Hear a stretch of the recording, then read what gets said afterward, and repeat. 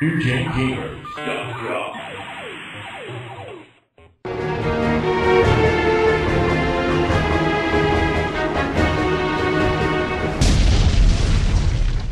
Yeah, they were just pretty much re-releasing the stuff that they already had. There was some good stuff on the way that they had planned for the 7800 that just never made it out until '86, with like Rescue on Fractalus and Ball Blazer. And for an idea of how much of an epic failure this system is, it came out in summer '82, and they were already ready to release the 7800 in '84. You know, this... Within it just the company, bombed. Yeah, within the company, it didn't even have a 2-year life cycle, and on the market, it didn't either. And this was the time when the crash came along, games were basically valueless, and you know there were games selling for $2 a cartridge that had $5 rebates in them. Yeah, there were rebates like crazy. Like that rebate, I don't know what company offered that, but that literally would give you they would give you $3 to buy the damn game. That's how bad things were. This was when we talk about the Great Depression in America. This was the Great Depression of video games, and literally people were starving on the streets handing out games as currency. You know? Here, have 2 ETs for I'll take your 1 asteroids. Yeah, and so everything came down along with Atari. Bad mismanagement and bad treatment of creative talent and a bad consumer product in the 5200 was, more than enough to erase them almost completely from the video game industry. Which is unfortunate because it took a couple of companies that were innovating down with them. Yeah, such as Mattel, who was doing a lot of interesting things with the Intellivision. They stepped out of the industry, and Coleco, who, one of their first entrants into the video game industry was the Coleco, and it took off like gangbusters, but Atari coming down brought them down too. So it was a reverberation throughout the industry. Of course, the PC market started to catch on, and that was another major factor. Parents were given the choice of, okay, buy this video game system, which doesn't do much except play games and, perhaps do a few other things, versus this computer system that can do all these amazing things. And so, with the price of these things, a lot of people made the PC choice, and just a myriad reasons. This system was a big failure. Worse than a lot of the other ones we'll look at it. I mean, it literally was almost a blip on the radar. And it's almost the system that crashed the whole industry. And I don't want to go all the way that far because there are many reasons, but this system alone almost did it itself. Yeah, and it would take the following years with Nintendo coming in with the NES and Famicom, Sega coming up with some good consoles, and suddenly the push from Japan basically reinvigorated the American market once that stuff came over. The American industry was pretty much dead for a few years there. Even successful companies like Activision went into a glut. Everyone felt it in America, and fortunately Japan and Europe kept thriving more than America, and reignited the industry a few years later. Yeah, the innovation unfortunately had to come outside of the US market. And so suddenly Atari, for the late 70s and beginning of the 80s, the name in video games was crushed. That was it. After this system, the Atari that you would see after Tramiel bought them was a shell of their former selves. They didn't try to really push systems or games. Look at this nice cutscene. And another something else the 5200 added. Yeah, these cutscenes are very nice for the time. And another nice thing with the 5200 is the ghosts behave the way they were programmed to. Yeah, again, in contrast to the poor 2600 version. And they don't blip in and out. You can actually see them kind of solid colors here.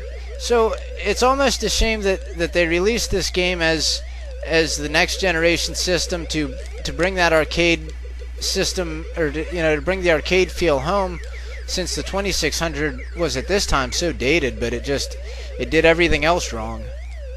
Yeah, it wasn't for the controllers.